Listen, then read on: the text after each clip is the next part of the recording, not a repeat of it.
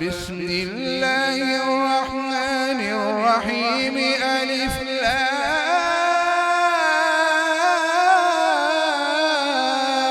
را ألف لام را كتاب أنزلناه إليك لتخرج الناس من الظلمات إلى النور بإذن ربهم إلى صراط العزيز الحميد الله الذي له ما في السماوات وما في الأرض وويل للكافرين من عذاب شديد الذين يستحبون الحياة الدنيا على الآخرة ويصدون عن سبيل الله ويبغونها عوجا أولئك في ضلال بعيد وما أرسلنا من رسول إلا بلسان قومه ليبين لهم فيضل الله من يشاء ويهدي من يشاء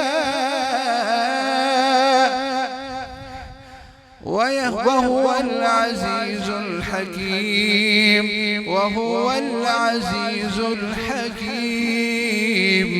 ولقد أرسلنا موسى بآياتنا أن أخرج قومك من الظلمات إلى النور إن في ذلك لآيات لكل صبار شكور ولقد أرسلنا موسى بآياتنا أن أخرج قومك من الظلمات إلى النور وذكرهم بأيام الله إن في ذلك لآيات لكل صبار شكور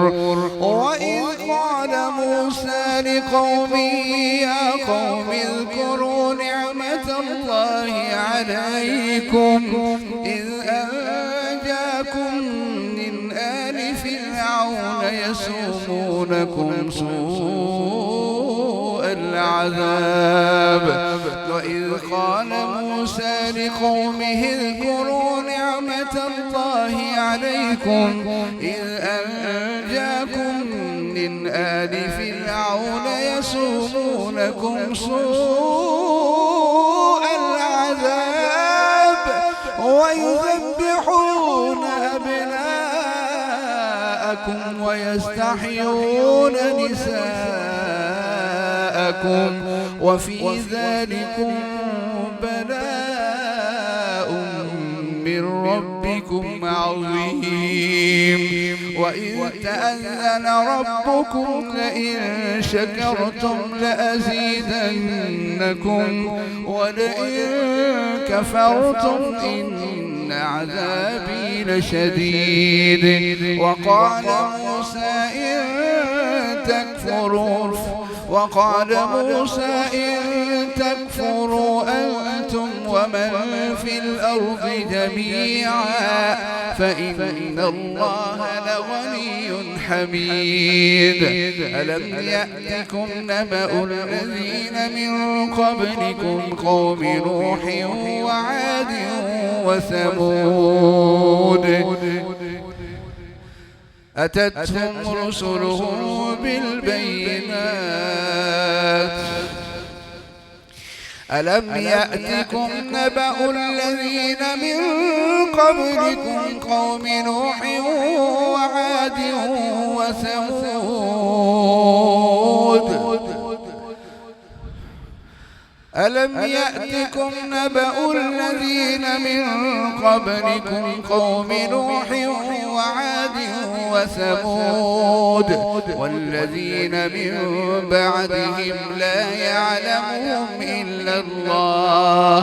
جاءتهم رسلهم فردوا أيديهم في أفواههم وقالوا إنا كفرنا بما أرسلتم به وإنا لفي شك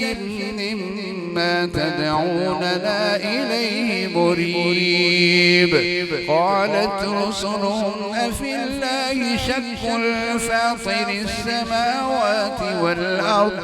يدعوكم ليغفر لكم من ذنوبكم ويؤخركم إلى أجل مسمى. قالوا إن أنتم إلا بشر مثلنا تريدون أن تصدونا عما كان يعبد آباؤنا فأتونا بسلطان مبين. قالت لهم رسلهم إن نحن إلا بشر مثلكم ولكن الله يمن على من يشاء من عباده وما كان لنا أن نأتيكم بسلطان إلا بإذن الله وعلى الله فليتوكل المؤمنون. وما لنا ألا نتوكل على الله وقد هدانا سبلنا ولنصبرن على ما آذيتمونا وعلى الله فليتوكل المتوكلون. وقال الذين كفروا لرسلهم لنخرجنكم من أرضنا أو لتعودن في ملتنا فأوحى إليهم ربهم لنهلكن الظالمين ولنسكننكم الأرض من بعدهم ذلك لمن خاف مقامي وخاف وعيد واستفتحوا وخاب كل جبار عنيد من ورائه جهنم ويسقى من ماء شديد يتجرعه ولا يكاد يسيغه ويأتيه الموت من كل مكان وما هو بميت ومن ورائه عذاب غليظ. مثل الذين كفروا بربهم أعمالهم كرماد اشتدت به الريح في يوم عاصف لا يقدرون مما كسبوا على شيء ذلك هو الضلال البعيد. ألم تر أن الله خلق السماوات والأرض بالحق إن يشأ يذهبكم ويأتي بخلق جديد وما ذلك على الله بعزيز. وبرزوا لله جميعا فقال الضعفاء للذين استكبروا إنا كنا لكم تبعا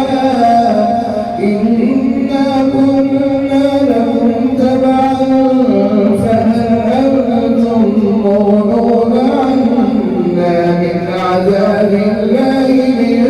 شيء. قالوا لو هدانا الله لهديناكم سواء علينا أجزعنا أم صبرنا ما لنا من محيص. وقال الشيطان لما قضي الأمر إن الله وعدكم وعد الحق ووعدتكم فأخلفتكم وما كان لي عليكم من سلطان إلا أن دعوتكم فاستجبتم لي فلا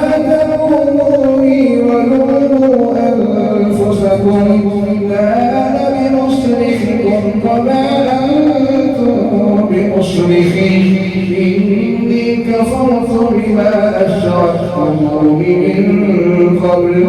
إن الظالمين لهم عذاب أليم وأدخل الذين آمنوا وعملوا الصالحات جنات تجري من تحتها الأنهار خالدين فيها بإذن ربهم تحيتهم فيها سلام ألم تر كيف ضرب الله مثلا كلمة طيبة كشجرة طيبة أصلها ثابت وفرعها في السماء تؤتي أكلها كل حين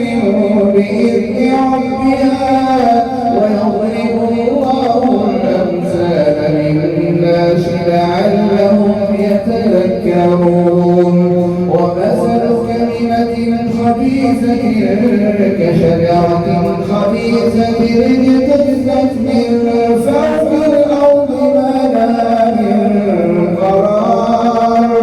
يثبت الله الذين آمنوا بالقول الثابت في الحياة الدنيا وفي الآخرة ويضل الله الظالمين ويفعل الله ما يشاء ألم تر إلى الذين بدلوا نعمة الله كفرا وأحلوا قومهم دار البوار جهنم يصلونها وبئس القرار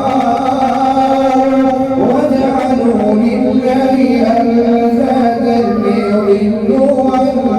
سبيله قل تمتعوا فإن مصيركم إلى النار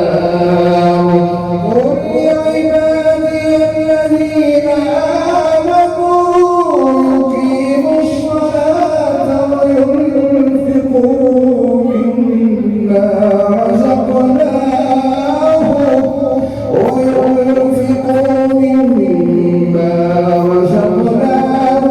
سرا وعلانية من قبل أن يأتي يوم لا بيع فيه ولا خلال الله الذي خلق السماوات والأرض وأنزل من السماء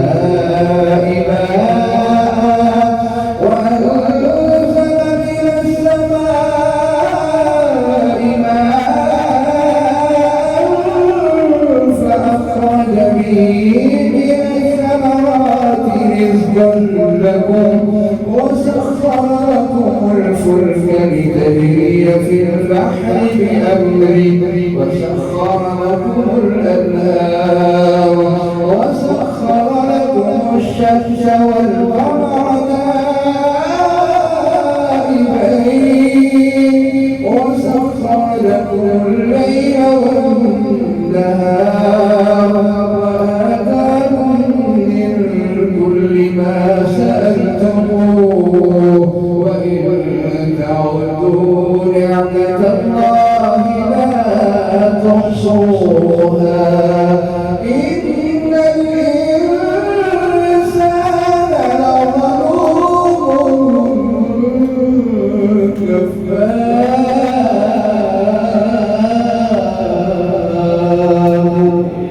وإذ قال إبراهيم رب اجعل هذا البلد آمنا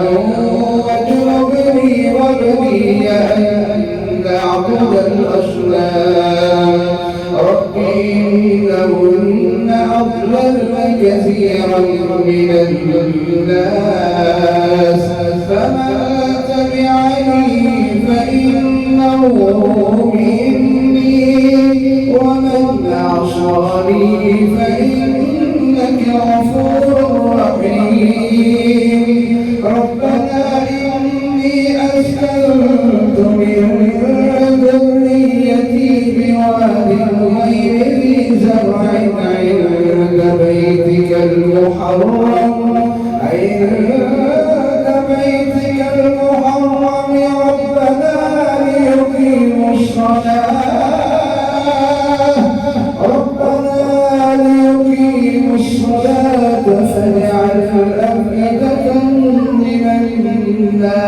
تهوي